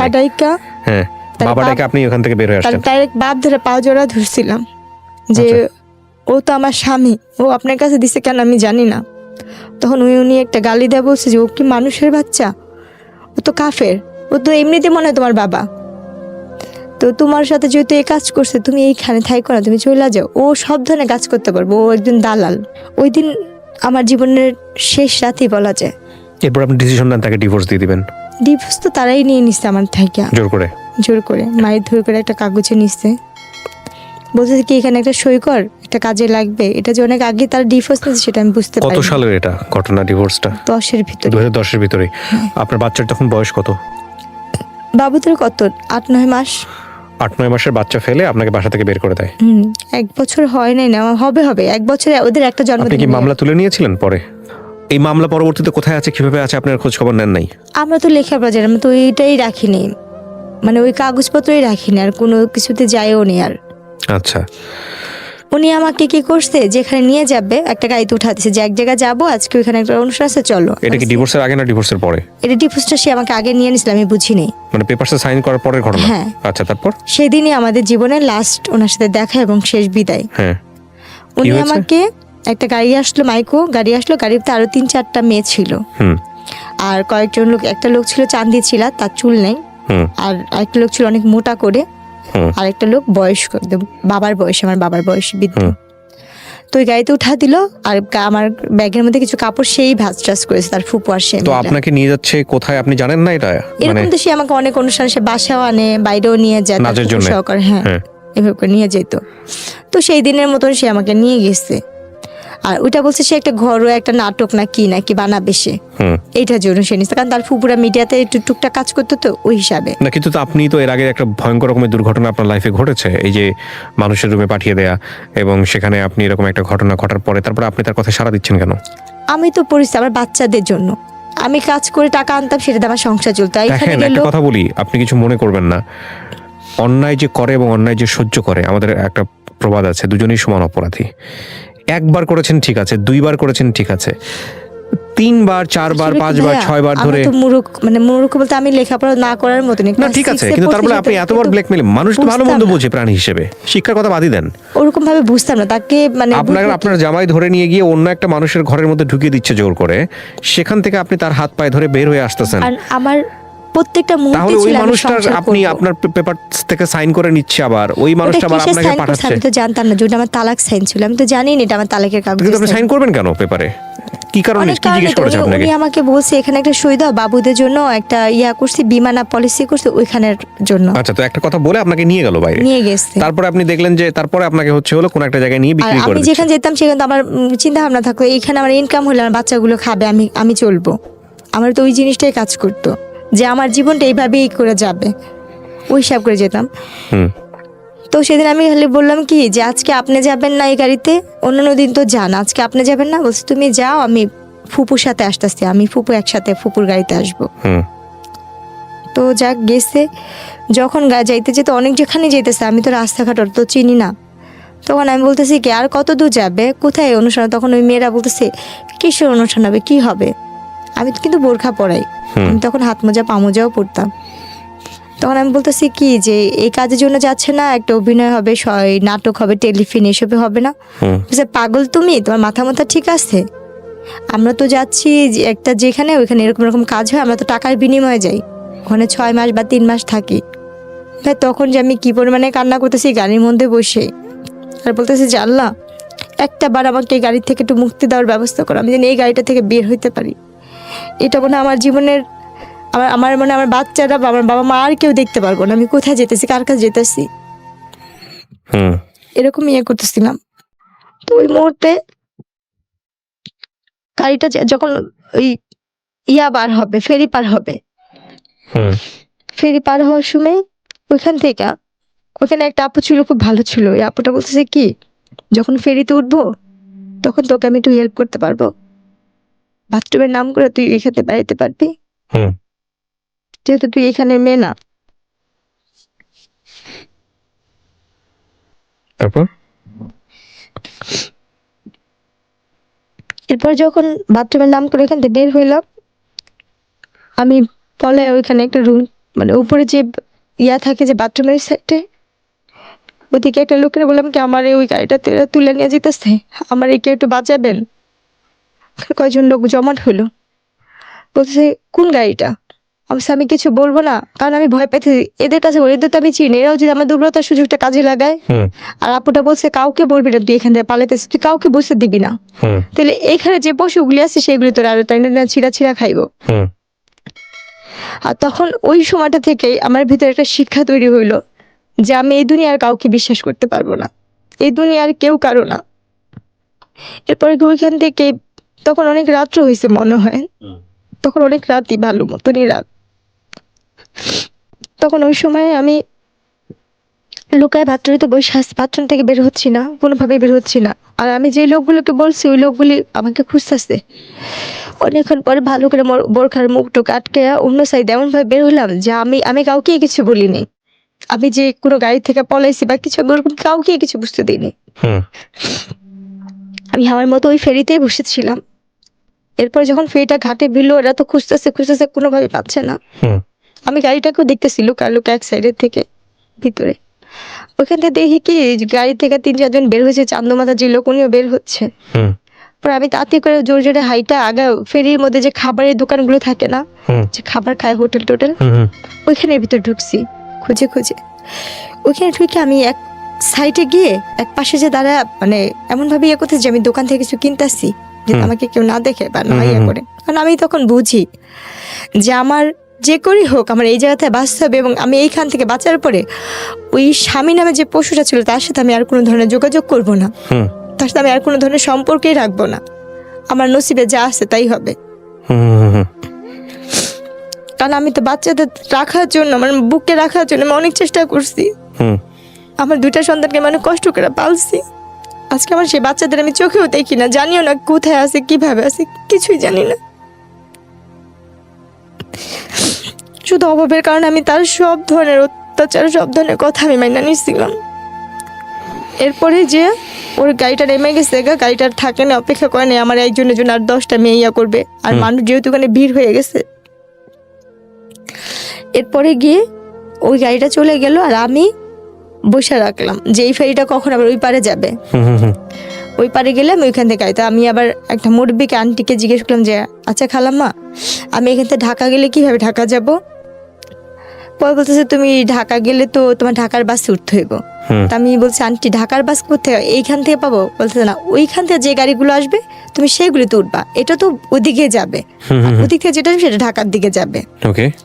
আমি কখনো রাস্তাঘাট নিই না যে আমি কোথাও যাব। তখন আমি ওখানে বসে থাকলাম যে কখন ঢাকার বাস আসবে। আর যেহেতু আমি ভালো করে পড়তে পারি না, আমি যে ক্লাস 6 পর্যন্ত পড়ছি, আমার মানসিক টর্চারিং এ বা আমার যে এই ধরনের পেশাগুলো গেছে ভাই, আমি এখনো পড়তে গেলে হিমশিম খাই, মানে আমার ভালো করে মনে পড়ে না। তখন আমি কি করলাম, বসে পর অনেকক্ষণ বসে থাকার পর দেখতেছি যে ঢাকা লেখা যে বাসগুলো, ওখানে একটা যে বাস আসতে, বাসটার নাম হচ্ছে ফাল্গুনি, একটা কাউন্টারের কোনো একটা বাস ঢাকা যাবে, ঢাকা খুলনা যশোর এরকম নাম লেখা, মানে কয়েকটা ইয়ে। তখন আমি বললাম কি এই বাসটা কি ঢাকা যাবে? পরে বলতেছে কি হ্যাঁ এটা তো ঢাকা যাবে। পরে আমি নাম বলছি ভাই আমার ব্যাগটা হারাই গেছে, আমার কাছে কোনো টাকা পয়সা নেই, আমাকে কি ঢাকা নেওয়া যাবে? পরে বলতেছে কি দেখতেছো আমার হাতে কোনো ব্যাগ নেই বা কোনো টাকা পয়সার মতো কিছু নাই। পরে আচ্ছা যান উঠেন, যদি যাত্রী বেশি হয় আপনাকে দাঁড়া যেতে হবে। ঠিক আছে আমার কোনো সমস্যা, আমি দাঁড়াই যাব। তখন ওই বাসটাতে উঠলাম, ওই বাসটা যাত্রাবাড়িতে এসে নামলো। ওখান থেকে আমি একটা রিক্সা নিয়ে আমার মার বাসায় চলে আসি, কারণ আমার আর কোথাও যাওয়ার জায়গা নেই। মার বাসায় বলেন না যে মাকে যে মা এগুলো মার বাসায় উদ্দেশ্য করে বের হয়েছে ঠিকই, মাঝ রাস্তায় না কেন জানি মনে হয় আমার ফুপু শাশুড়ির কাছে যা বলি তো, সে যদি আমার বাচ্চাগুলিকে আইনা দেয়, ওনার কাছে আবার যাওয়ার জন্য ইয়া করলাম। তারপর আমার মেজু ফুপু শাশুড়ির কাছে গেলাম, ওনার বাসায় কাজের মেয়ের মতো পড়ে আসি, ওনার পার্লারে কাজ করি, ওনার এটা করি সেটা করি, কিন্তু উনি কোনোভাবে আমার বাচ্চাই না দেয় না। উনিও দেখি আমাকে এটা ওইটা বলে, মানে বাজে ধরনের কথাই উনিও বলতেছে। ওখানে আমি 1 মাসের মতো কাছাকাছি ছিলাম। তো ফুপুর পার্লারের একটা মেয়ের অনুষ্ঠান, জন্মদিনের অনুষ্ঠান, আমি তাকে রান্না বান্না করে দিলাম। পার্লারের মেয়ের জন্মদিন, ওই মেয়ের বার্থডেতে আমি রান্না বান্না সব কাজ করলাম। ওই মেয়ের নাকি একটা হাতের আংটি ভাই হারায় গেছে, ওই আংটিটার জন্য আমার ফুপু শাশুড়ি এবং পার্লারের মেয়েরা মিললে আমাকে মারলো যে আমি নাকি সে আংটি চুরি করছি। কিন্তু আমি তো ওইখানে পড়ে আছি শুধু আমার বাচ্চাটার জন্যে, আমার যদি বাচ্চাগুলি আমার কাছে আইনা দেয়, ওই লোভে বা ওই বিনিময়ে, আমার স্বামীর লোভেও না, শুধু সন্তানদের লোভে আমি এখানে পড়ে থাকতাম। এরপরও আপনি হাজবেন্ডের কাছে ছিলেন এই ঘটনা? তাহলে ফুপুর কাছে ছিলাম। ফুপুর কাছে ছিলেন, আর ফুপুর বাসায় ছিল। তো একই তো কথা হলো। তাও না, সে তো ওইখানে আসেও না, তার সঙ্গে যোগাযোগও নেই, বা আমি যে তার ফুপুর বাসায় আছি সেটা জানেও না। সে তো ওইখানে বাচ্চাদের নিয়েই নাই হয়ে গেছে, যে মেয়ের সাথে তার সম্পর্ক আছে সেই মেয়েকে নিয়ে সে অলরেডি সংসার করতেছে। পরে গিয়ে ওই মায়ের খাওয়ার পরে আর ওইখানে আর থাকিনি, চলে আসলাম। আয়সা বাবা মার কাছে বললাম যে ঠিক আছে আম্মু আমি ওনারে তালাক দিয়ে দিব। আম্মু বলছে আগে তুই তালাক দিয়ে। আমি বলছি আমার কাছে টাকা পয়সা নেই। তুই কোথেকে দিবি, কীভাবে দিবি? আমি জানি না, আমি কি টাকা নিয়ে গাছ লাগা রাখছি? যোগাযোগই করবি না। তারপরে গিয়ে কাজে অফিসে গিয়ে বললাম যে আমি এরকম ছাড়তে চাই, আমার কাছে কোনো টাকা টুকা নেই, কেমনে কি ছাড়া যায়? ওরা বলছে আপনি 500 টাকাও যদি ম্যানেজ করে আনতে পারেন আমি এখান থেকে কাগজপত্র করে দিব। এরপরে আম্মুর থেকে যে আম্মু 500 টাকা দিল, 500 টাকা নিয়ে ওনারে যে তালাক দিলাম। আমার তালাক যাওয়ার আগে তালাক দিলেন?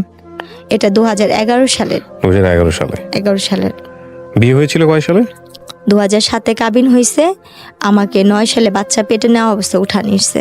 ওকে, তারপর 11-তেই আমার তালাক হয়েছে।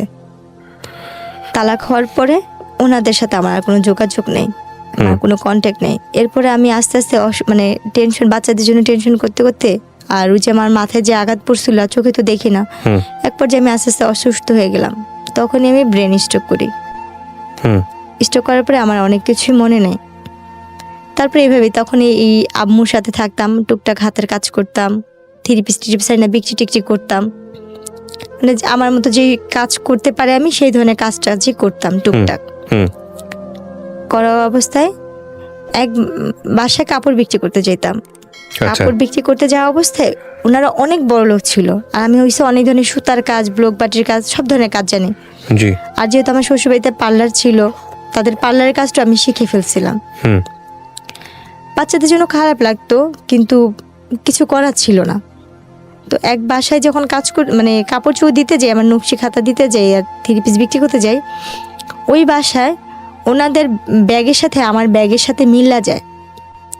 তখন আমি যখন চলে আসি ওনাদের ব্যাগে টাকা ছিল আর আমার ব্যাগে ছিল কাপড় আর ছোট্ট একটা বাটন ফোন আমি চালাতাম। হয়তো বা তারা ওই আমার এই ভিডিওটা দেখবে, ওনাদের টাকার ব্যাগ আমার কাছে চলে আসে আর আমার কাপড় ব্যাগ ওনাদের বাসায়। আমার ওই কাপড় ব্যাগে ছোট একটা ফোন ছিল, আমার বাটন ফোন। আচ্ছা। তো আমি যখন রিক্সাওয়ালাকে টাকা দিব তখন দিয়েছি আমার ব্যাগে টাকা নেই, ওই টাকা ওনাদের টাকা, আমার ফোনও নেই আমার টাকাও নেই। তখন আমি ওই টাকার দেখে অবাক হয়ে গেছি, এতগুলো টাকা তো আমি কখনো দেখিনি। তখন গিয়ে আমি কি করলাম, বাসায় নামলাম না, আমি আমার ওই নাম্বারে ফোন দিচ্ছি বারবার। ধরে না সারাদিন এরকম পার হয়েছে, সন্ধ্যার দিকে ফোন ধরতে। আমি বলতেছি কি এই ফোনটা যার কাছে, ওনাদের একটা ব্যাগ আমার কাছে। বলার পরে উনি বলতেছে আমাদের ব্যাগ তোমার কাছে, তুমি কে আর এই ফোনটাই কীভাবে? আমি বলছি আপা আপনার বাসায় যে আমি নকশি খাতা বিক্রি করতেছিলাম, আমার কাপড় দিতে গেছিলাম, তখন আমার এই ব্যাগটা গেছিল। বলছে ও হ্যাঁ হ্যাঁ হ্যাঁ, আমি তো ওই বাসায় গেছিলাম কাপড় কিনতে, বেড়াতে গেছিলাম, ওই ব্যাগটা তোমার কাছে, দেখি দিয়ে দাও তো। পরে উনি দ্বন্দ্ব হয়ে ওই লাইনে থাকা হয়েছে, উনি বলছে কি তুমি কি জানো ওই ব্যাগে কি আছে? পরে আমি বলছি আমি জানি, আমার এটার প্রতি কোনো লোভ নেই। কি ছিল? টাকা ছিল। কত টাকা ছিল? ভাইয়া জানি না, কিন্তু এত টাকা কখনো চোখে দেখিনি। অনেকগুলো টাকাই ছিল। তারপর মোটামুটি ভালো টাকাই ছিল, সবগুলো 500 আর 1000 টাকার নোট, মানে 4-5টা বান্ডিল ছিল ওখানে। তখন উনি বলছে তোমার এই টাকার প্রতি কোনো লোভ নেই? আমি বলছি না আপা আমার এই টাকার প্রতি কোনো লোভ নেই। তখন উনি বললো কি তুমি আসো গুলশান আসতে পারবা এই ব্যাগটা নিয়ে? আমি গুলশান জীবনে যাইনি, আমি চিনি না। পরে উনি বললো যে ধানমন্ডিতে আসতে পারবা? আমি তাও চিনি না, আমি কখনো যাইনি এসব জায়গায়, আমি কি করে চিনবো? তখন উনি আমাকে বলছে ঠিক আছে আমি কোথায় আসবো? আমি বলছি আমি তালতলা চিনি। তখন আমাদের এলাকার ভূতের আড্ডা একটা আছে রেস্টুরেন্ট, উনি ওখানে আসতে বলছে। আমি ব্যাগটা নিয়ে ওখানে গেছি, যার পর উনি আমার দিকে তাকায় রয়েছে আর আমার ব্যাগটা দেখতেছে, আর উনি আমার ব্যাগটা নিয়েই আসতে আইসনে মাথায় হাত দেয়, বলতেছে কি যে তোর মতো মেয়ে আমি খুব কম দেখছি রে, কিরে বোন তোর এই টাকার প্রতি কোনো লোভ লাগে নেই? পর আমি কান্না করে বললাম কি যে আপা আমার জীবনের সবচেয়ে দামি সম্পত্তিতে আমি হারায় ফেলছি, আর এই টাকা দিয়ে আমি আর কি করব? আমার জীবনে যে ছেলে মেয়ে, আমার স্বামী, সংসার, সেটাই তো, এই টাকার জন্যই আমার জীবনটা আজকে এখানে। আমার বাবা মার টাকা ছিল না বলে আমি স্বামীর সংসার করতে পারিনি, যৌতুকের টাকা দিতে পারিনি, এটা আমার মূলত আমার অপরাধ ছিল। আমি গরিবের মেয়ে, আমার বাবা মা গরিব। তখন ওনার না খুব মায়া লাগছে আমার কথা শুনে, বলতেছে তুই এখান থেকে যে টাকা নিবি নিয়ে নিলে। আমি বলছি না আপা আমার টাকা লাগবে না, যদি পারেন আমার একটা কাজ দিয়েন, আমি কাজ করব, আমার একটা কাজ দরকার, আমি যদি একটু চাকরি করতে পারতাম, আমি তো লেখাপড়া জানি। তখন উনি আমাকে কি কাজ দিল, ওনার বাচ্চাদের স্কুলে নেওয়া আসার একটা কাজ দিল। আচ্ছা। ওনার বাচ্চাদের স্কুলে নিয়ে যেতে মানতাম, কিন্তু ওনারা অনেক বড় লোক ছিল। এরপর একদিন ওনার বাচ্চারা অসুস্থ, একটা বাচ্চা অসুস্থ, ওনার ছেলে অপারেশন করবে, ছেলেটার অপারেশন করার সময় তাদের AB নেগেটিভ রক্তের গ্রুপ দরকার ছিল। ওই সময় ওই রক্তটা আমি দিই, আমি বলি যে আমি এই রক্তটা দিব। বলছে কি তোর কি রক্ত এটা? পরে আমি বললাম যে হ্যাঁ আমার যখন আমি অসুস্থ ছিলাম তখন আমি শুনছি আমার এই রক্তের গ্রুপটা AB নেগেটিভ। আপনার AB নেগেটিভ রক্তের গ্রুপ? আসলে কি AB নেগেটিভ? হ্যাঁ। ওকে। তখন আমি বলার পর ওনার বলছে কি যে তাই। পরে উনি আবার কি করলো, শিওর হওয়ার জন্য উনি আমার রক্তটা পরীক্ষা করলো। আচ্ছা। তখন আমি অনেক মোটা একটা চশমা পরতাম, চোখে দেখতাম না, তো ওই চশমাটা ছাড়া আমি চোখেই দেখতে পারতাম না। তো উনি কি করলো, আমার রক্ত পরীক্ষা করার পর ওনার বাচ্চার সাথে মিললো, যেখানে ওনার বাচ্চার 3-4 ব্যাগ রক্ত লাগবে, সেখানে আমার 1 ব্যাগ আর 1 ব্যাগ ওনারা কিনে আনছে। এই 2 ব্যাগ দিয়ে ওনার বাচ্চাকে উনি করলো। তখন ওই যে রক্ত দিয়ে, আমি তো কখনো রক্ত দিই নেই, রক্ত দিয়ে তো সাথে সাথে উঠতে হয় না, কতক্ষণ নাকি রেস্ট নিতে হয়। আমি কি করছি, রক্ত দিয়ে উঠে পড়ছি না, আমার চশমাটা পড়ে গেছে, ভাঙে গেছিল একটা ফ্রেম। তখন আমি অন্ধের মতো হাতা চশমা খুঁজতেছিলাম। তো ওই জিনিসটা ওই আপুটা ফলো করে বলতেছে কি তুই কি চশমা ছাড়া চোখে দেখিস না? বলছে আপা আমি তো চশমা ছাড়া চোখে দেখি না। বলছে কতদিন ধরে এরকম? আমি প্রায় আজকে 3 বছর হয়ে আসতে। আমার এই কাহিনীটা 2014 দিকে এই কাহিনীটা। এরপরে গিয়ে আমি বলতেছি কি আপা আমি তো চশমা ছাড়া চোখে দেখি না, আজকে 3 বছর ধরে আমার চোখের অবস্থা এরকম। পরে উনি না দেখে বলছে তুই কোনো ডাক্তার দেখাইছিস? আমি ডাক্তার দেখাইছি, ডাক্তাররা আমাকে অপারেশন করতে বলছে আর কি যেন পরীক্ষা করতে বলছে, করিনি টাকার জন্য। তখন উনি সাথে সাথে ওনার ড্রাইভারকে ডাক দিল আর ওনার ম্যানেজারকে ডাক দিল, নাম ধরে না। ম্যানেজার আসলো, বলছে ওকে এখনই বাংলাদেশ আইকন সেন্টারে নিয়ে যাও ধানমন্ডিতে। আচ্ছা। নিয়ে ডাক্তার দেখো ওনারা কি বলে। আমাকে ওইখানে সাথে সাথে ওই মুহূর্তে আমাকে ওইখান থেকে জুস টুস খাওয়ায়া পানি টানি খাওয়া আমাকে নিয়ে গেল ডাক্তারখানে। নিয়ে যাওয়ার পরে ওখানে আমি আমার চোখ পরীক্ষা করে, এরপরে কি করছে ওনারা আমার সব কিছু করা শেষ, অপারেশন করা শেষ, ওনারা আমাকে খুশি হয়ে জায়গা কিনে দিবে। আচ্ছা। ওনারা আমাকে একটু জায়গা কিনে দিবে। যাদের বাড়িতে আপনি আছেন আর কি? হ্যাঁ, না আমি ওই বাড়িতে নেই, তাহলে শুধু একটা জায়গা শুধু পড়ে আসছে। না না, কিন্তু যাদের আপনি টাকা দিয়ে হেল্প করলেন ওরাই তো আপনাকে টাকা কিনে জায়গা কিনে দেওয়ার কথা বলতেছে। আমি সেটাই বলতে যাচ্ছি। হ্যাঁ, যাদের আমি কাজ, যাদের রক্ত দিচ্ছি, যাদের আলটিমেটলি আপনার সব গল্প তারা জানে যে কিভাবে কি হয়েছে, তো ওরা আপনাকে একটা জায়গা কিনে দিবে। হ্যাঁ, ওরা আমাকে একটা জায়গা দান করলো। আমার চোখের অপারেশন করার শেষ দিয়ে ওরা আমার একটা জায়গা কোথায় এটা দান করলো? এটা হচ্ছে আমরা ইস্টাক পাটার দিকে। আচ্ছা, কতটুকু জায়গা? 2 কাঠা। 2 কাঠা। আচ্ছা, আপনাকে একদম আপনার নামে লিখে দিয়েছে? সম্পূর্ণ আমার নামে লিখে কাগজপত্র করে দিয়েছে, দান করছে এটা আমাকে ওনারা। ওকে। আমার রেজিস্ট্রেশন দান করার পরে তো ওনারা আমাকে আর খুশি আর কিছু টাকা দিচ্ছিল, আর 2 লাখ টাকার মতো ওনারা আমাকে টাকা দিচ্ছিল, এটা দিয়ে তুই কিছু করিস, পড়াশোনা কর বা কিছু কর। ওনারা দেশের বাইরে সবাই চলে গেছে, আমার সাথে আর কোনো সম্পর্ক নেই, তারা চলে যাবে। ওনারা দেশের বাইরে চলে গেছে, যাওয়ার আগে আপনাকে হ্যাঁ এটা খুশি হয়ে দিয়ে গেছে।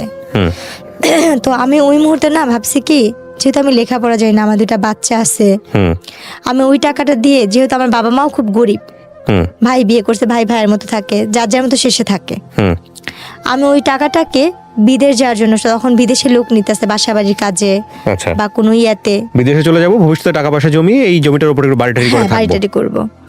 তখন বিদেশে গেলাম, এক দালাল ধরলাম, উনি আমার থেকে 1.5 লাখ টাকা নিল। এটা মহিলা দালাল ছিল, উনি বিদেশি লোক পাঠায়। উনি আমাকে কাজে দিল কি, হাসপাতালে ক্লিনারের কাজের কথা বলে উনি আমাকে সব কাগজপত্র করতে। আমি হাসপাতালে ক্লিনার হয়ে কাজে যাই, দুবাইতে পাঠাবে। সেখানে গিয়ে আমার সাথে আরেক ইয়া ঘটে, আমার নসিবটাই এরকম। ওখানে যাওয়ার পরে আমি একটা ভার ডান্সারে পড়ি, ভার ক্লাবে। উনি আমাকে এয়ারপোর্ট থেকে বলতেছে, তুমি অমুকের বোন না? আমি বলছি হ্যাঁ। পরে বলতেছে যে তুমি আমাকে চিনো? আমি বলছি না, আপনার কথা আমার ভালো করে মনে নেই। বলছি তোমার না বিয়ে হয়েছিল, এরকম এরকম হয়েছিল? আমি বলি হ্যাঁ আমার হয়েছিল এরকম, কিন্তু এখন তো সেটা নাই। বলছি তুমি এখানে আসছো কেন? উনি আমাকে ডিটেলস পরে বলেছে আমি একটা ভার ক্লাবে আসছি। তখন আমি তার হাত পা ধরে কান্না করতেছি, ভাই আমি তো এই কাজে আসিনি, আমি তো অন্য কাজে আসছি। বলছে আল্লাহ, তুমি এই কথা আগে জানতা না? বলছে না। তখন উনি কী করলো, ওইখানের একটা মেয়ে ছিল ডান্সার, ওই আপুদের 2টা আপুকে বললো যে দেখ ও কিন্তু যাই না আসে নাই, মালিকের বউ কিন্তু অনেক মারবো, ওই জন্য ক্লাবে না যেতে পারে বা ইয়া করে ওটা ব্যবস্থা করিস। এখন আমি স্টেজে উঠবো না, আমি কানাকাটি করতেছি, আর আমি সেরকম পোশাক নিই, আমি তো হাসপাতালের চাকরির জন্য 3 পিস নিচ্ছি আমার, আর ওখানে হয়েছে লেহেঙ্গা স্কার্ট টিস্কার্ট পরে নাচতে হয়, সেটা আমি তো নিইনি। তখন ওই মুহূর্তে আমার যে স্বামী, উনি ওই মালিকের বউকে বলে কি ওরে উঠায় না, যে টাকা লাগে আমি দিব, ওকে রাখেন। তো উনি বলছে কি না আমি করে ধুয়ে পানি খাবো? বলছে না আমি দিব ভাই।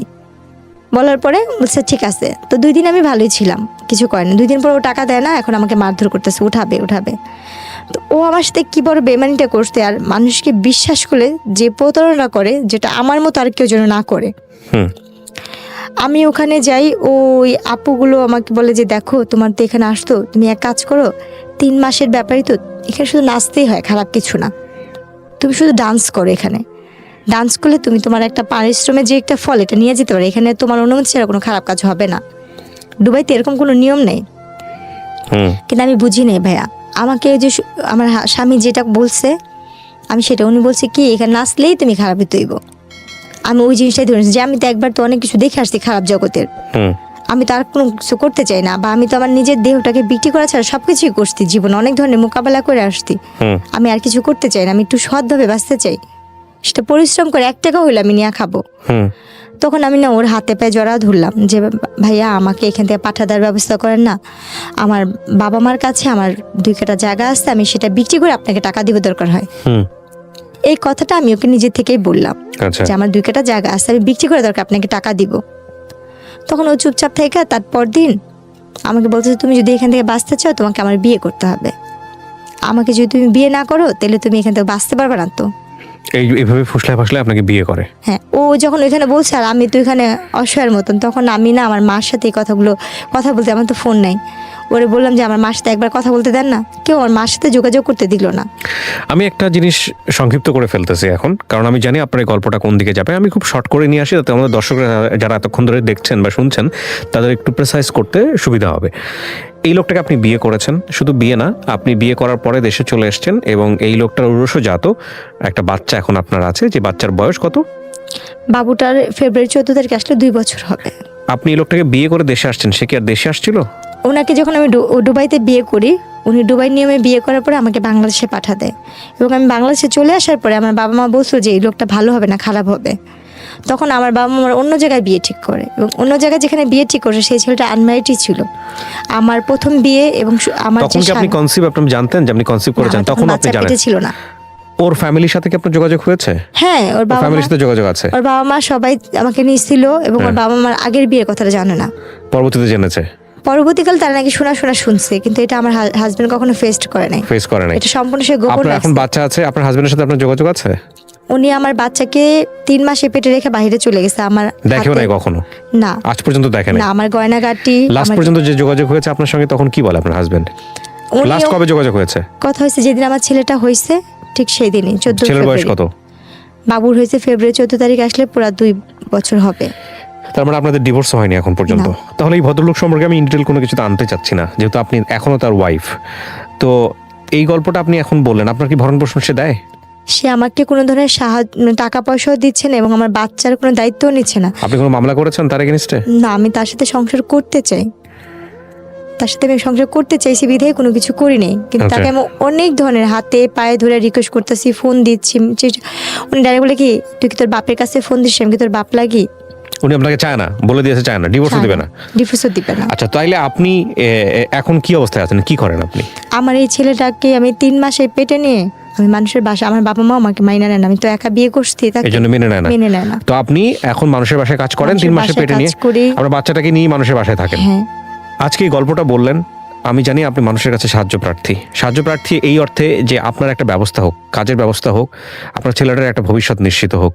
এই অর্থে আপনার সঙ্গে যোগাযোগ করার রাস্তা আমি ওপেন করে দিব, যে কেউ চাইলে আপনার সঙ্গে যোগাযোগ করতে পারবে।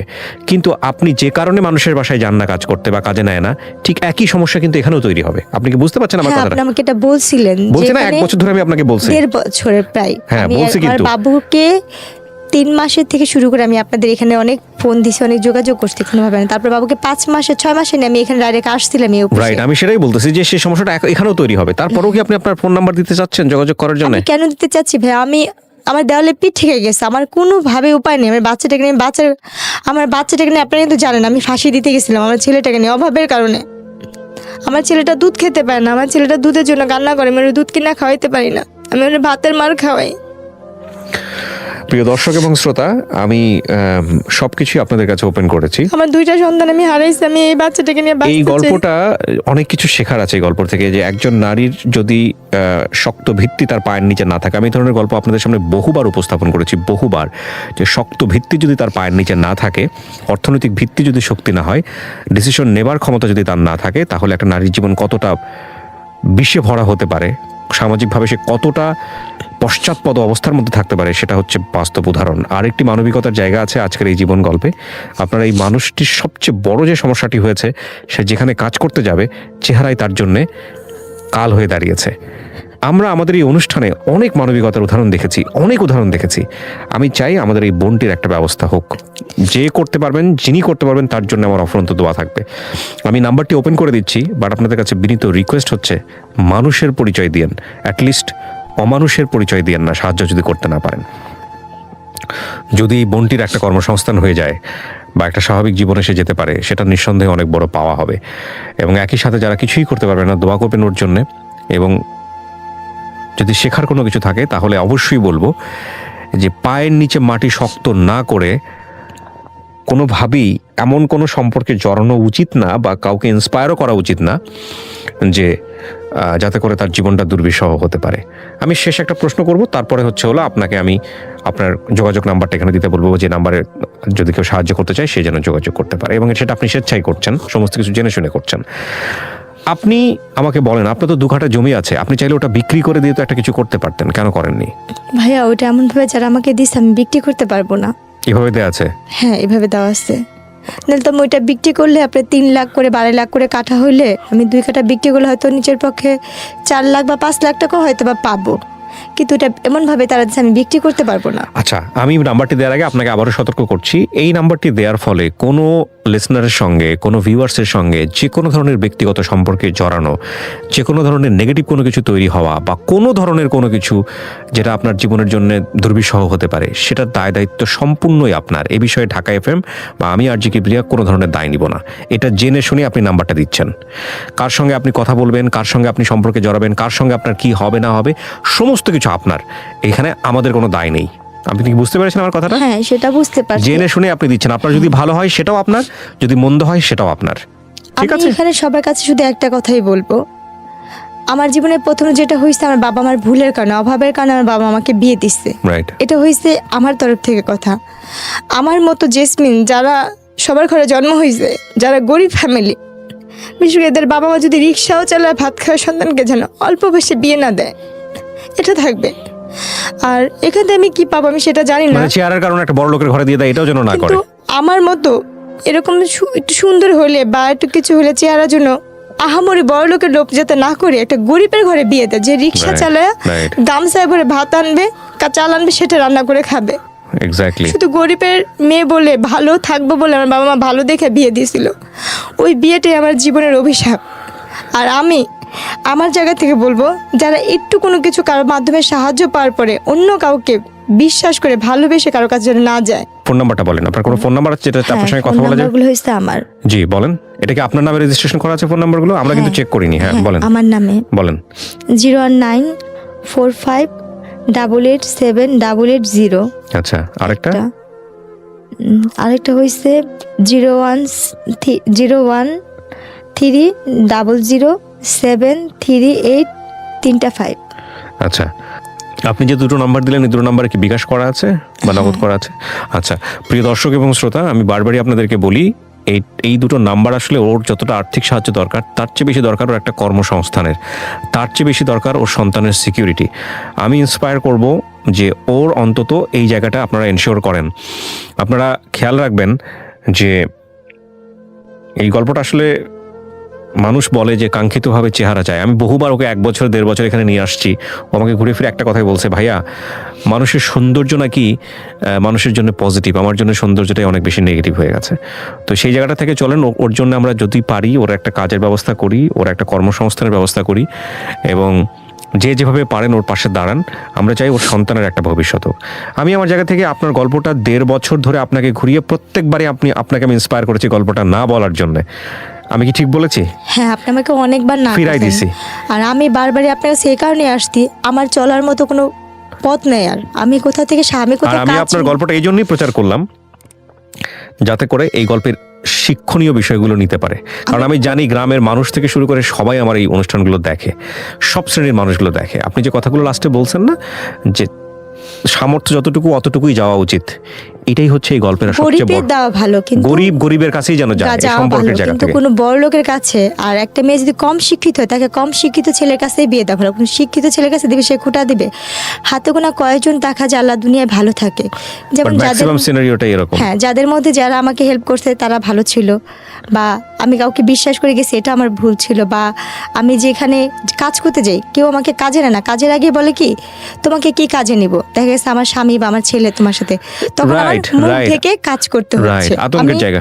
সর্বক্ষণ এইভাবে ঢেকে কাজ করি, আর বাচ্চাটাকে কোলে নিয়ে। এমনও দিন যায় আমার ছেলেটা যখন ছোট, আপনি দেখছেন আমি যখন আপনার এখানে আসছিলাম, আমি এক বাসাতে কাজ করে ভিজা শরীর নিয়ে আপনার কাছে আসছিলাম, শুধু বোরখাটা গায়ে দিয়ে। হ্যাঁ, আপনার বাচ্চাকে একটা তসবি দিছিলেন, আমার ছেলেটা তসবি নিয়ে গেছিল। আচ্ছা, আমার বাচ্চাটাকে রেখে আমি যখন কাপড় ধুই, আমার ছেলেটাও আমার সাথে যে বাথরুমে বসে কাপড় ধোয়। প্রিয় শ্রোতা এবং দর্শক, এই ঠান্ডার কাজের জন্য আমার বাচ্চাটা মেডিকেলে ভর্তি ছিল। একবার আমি দোকান থেকে 2 টাকা 5 টাকা তুলে আমার বাচ্চাটাকে চিকিৎসা করছি। আমি জানি আপনি গল্পগুলো আমাকে বলেছেন। আমি তো বললাম এখানে যে আপনার গল্পের যে উপাখ্যান সেটা যদি আমি ঘন্টার পর ঘন্টা মানুষকে শোনাই। আমার এই নুসপাপ দুধের শিশু বাচ্চা নিয়ে আমি ফাঁসিতে যখন মরতে গেছিলাম, আমার ছেলেটা বাথরুম করে দিছিল। আর সেদিন থেকে আমি ওয়াদা করছি, আমার যদি কোনোদিন কারো কাছে ভিক্ষা থাল নিয়েও দাঁড়াইতে হয়, আমি আমার ছেলের জন্য আমি মানুষের দরজায় ভিক্ষা থাল নিয়ে দাঁড়াবো, কিন্তু আল্লাহ পাক যেন কোনো কারণে আমার এই রশিটাকে ছিঁড়া দেয়। তখন আমি অনেক কষ্ট, আমার পার নিচে যে টুলটা ছিল সেটাও পড়ে গেছিলো।